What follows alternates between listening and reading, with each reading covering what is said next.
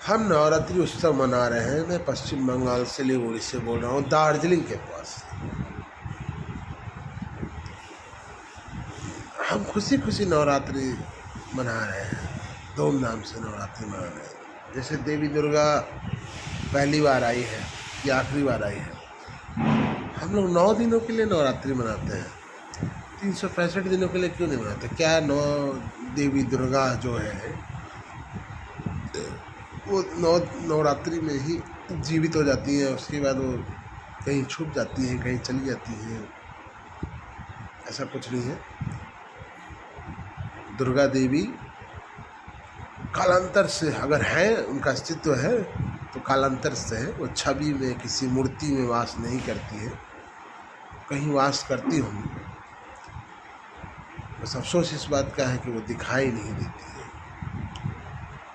लोग बोलते हैं कि मन की आंखों से देखो तो देवी देवता दिखते हैं, आंखें बंद करो तो अंधेरा ही दिखता है। मुझे तो मन की आंखें क्या होती है तो पता नहीं।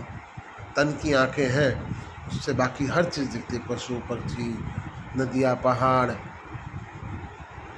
धूप, गर्मी, बारिश, पेड़ पौधे, जीव जंतु, कीड़े मकोड़े, भगवान नहीं देखते हैं।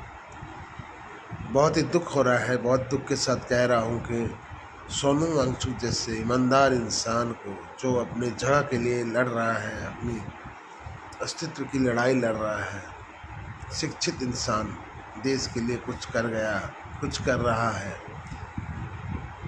चाइना पे बॉर्डर पे उनके हिसाब से ज़मीन चाइना कब्जा कर रही है, लेकिन सुप्रीम कोर्ट अंधा हो चुका है, उससे दिखाई नहीं दे रहा है, ना भाजपाइयों को दिखाई दे रहा है, और उस इंसान को जेल में डाला जा रहा है।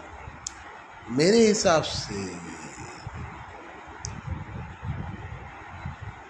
से जो इंसान अपनी पत्नी का नहीं हो सका, वो देश का नहीं होगा,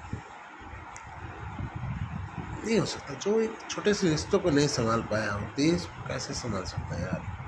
देश को प्रधानमंत्री नहीं संभाल रहे, देश को इतने सारे पढ़े लिखे IAS officer, gadget officers, magistrate, police प्रशासन में तैनात बड़े पढ़े लिखे लोग,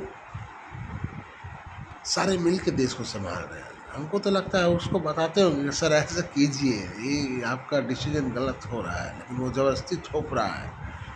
एक गंवार आदमी पढ़े लिखे को चला रहा है, कितना मतलब शर्म की बात होती होगी कि मैं अगर IAS ऑफिसर होता और ऐसे गंवार आदमी मेरे को बोलता कि तुम ऐसे नहीं ऐसे करो, मैं नौकरी छोड़ देता।